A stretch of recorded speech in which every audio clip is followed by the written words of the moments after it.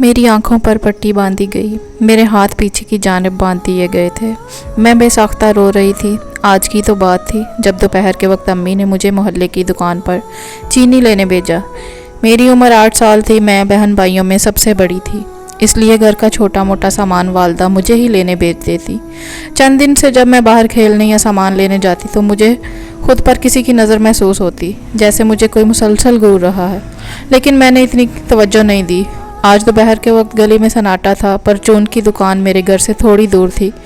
मैं अपनी गली से जैसे ही मुड़ी, मुझे एक सुई सी चुभी और इसके साथ एक काले बुर्के वाली औरत ने मेरे मुंह पे हाथ रखा। साथ ही एक टैक्सी मेरे पास आकर रुकी। मुझे इस औरत ने टैक्सी के पीछे धकेला। मैं बेहोश हो गई थी। जब मुझे होश आया तो मैं गुप्त अंधेरे में थी। कोई पट्टी बंधी हुई थी, मेरे हाथ पीछे को बंधे हुए थे। मैं बेसाख्ता रो रही थी। मुझे अपने बहन भाइयों और घर की याद आ रही थी। मुझे बाजू से पकड़कर किसी ने न जाने कहाँ से लाके कहाँ बिठा दिया। कुछ देर बाद मेरी आंखों से पट्टी खोली गई। कुछ पल के लिए अंधेरे से रोशनी को देखते ही मेरी आंखें चंदिया ही गई।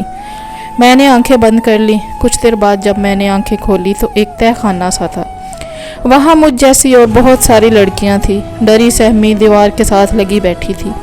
कोई रो रही थी, कोई दबकर दीवार के साथ चिपकी बैठी थी। एक शख्स जो कि लंबा चौड़ा सा, बड़ी खतरनाक आंखों से मुझे देखकर गुस्से से फंकार कर बोला। कहने लगा, चुपचाप यहाँ बैठ जाओ और ज़रा भी शोर शराबा किया तो हाथ काट दूंगा तुम्हारे। इसने अपने खूनखार आंखों से मेरी आंखों को पढ़ते हुए कहा। मैं बुरी तरह घबरा गई। मैं एक 8-9 साल की बच्ची ही तो थी। बच्चों के हाथ पांव काट कर भीख मंगवाई जाती। मेरा डर जाना तो फितरी सी बात थी। मैं एक लड़की के साथ जाकर बैठ गई। वो अपने आप को दबाए बैठी थी। मुझे मेरी अम्मी बहुत शिद्दत से याद आ रही थी, वहाँ जिन्होंने मुझे कभी आज तक हाथ नहीं उठाया था मुझ पे।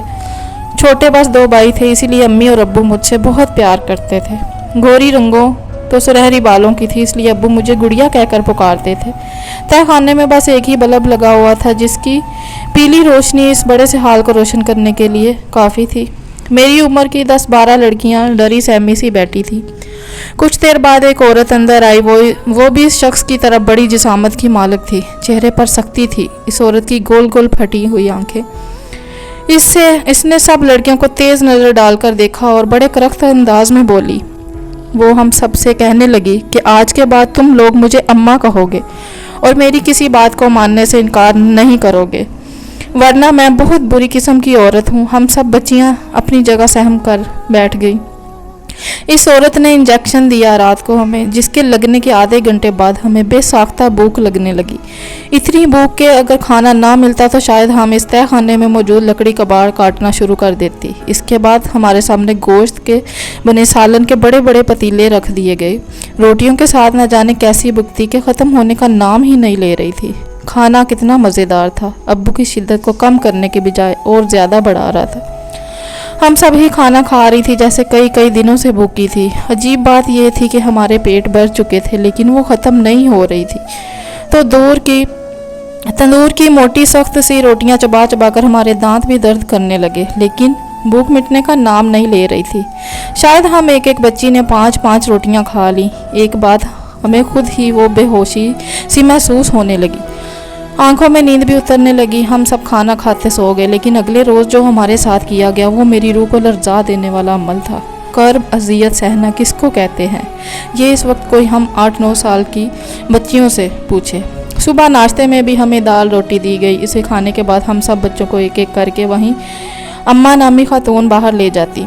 मुझसे पहले 6 लड़कियों की बारी थी। जब पहली लड़की बच्ची माँ के साथ बाहर गई तो पूरे 2 घंटे के बाद दोबारा अंदर आई, लेकिन अपने पाँव पर नहीं। इसे वही जो दो हैकल मर्द गोद में उठाकर लाया और ज़मीन पर बिछी चटाई पर पटक दिया। वो बच्ची नीम बेहोश हो चुकी थी। इसके बाल बिखरे हुए थे, चेहरे की रंगत पीली, मुंह से सफ़ेद झाग निकल रही थी, जैसे नीम मुर्दा वजूद हो। इसकी हालत देखकर हम सब लड़कियां डर कर कांपने लगी।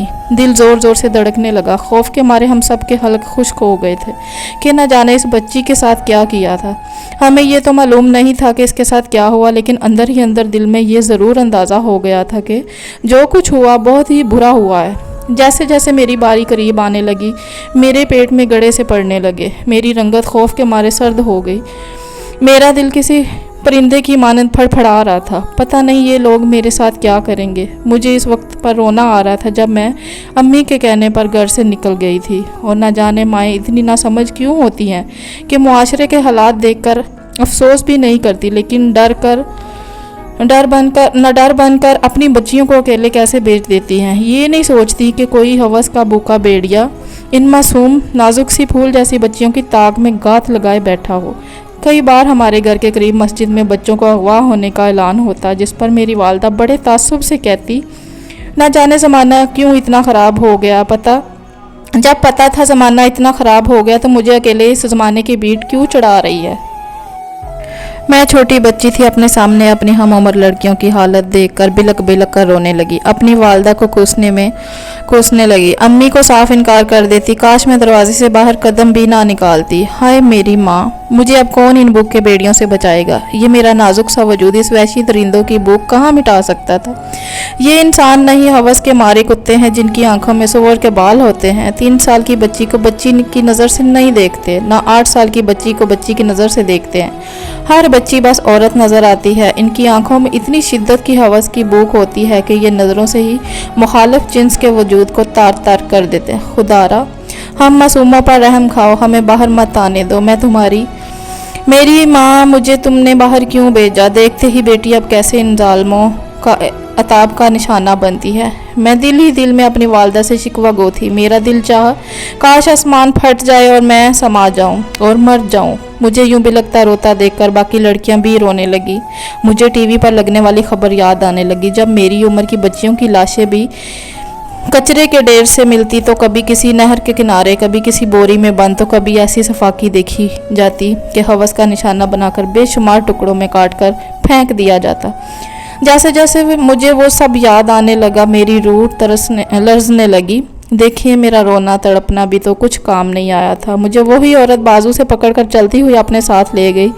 जिस कमरे में वो लेकर गई, इस कमरे में 4 मर्द पहले से मौजूद थे। एक तो वही जल्लाद किस्म का शख्स जो बच्चियों को गोद में उठाकर तहखाने में जाकर चटाई पर पटकता था। 2 मर्द और थे और चौथा डॉक्टर जैसा कोट पहनकर खड़ा था। वहाँ एक फोल्डिंग बेड भी था जो हॉस्पिटल में मौजूद होता। मुझे वो औरत इस कमरे में छोड़कर चली गई। मुझे इस देवहैकल शख्स ने पकड़ा।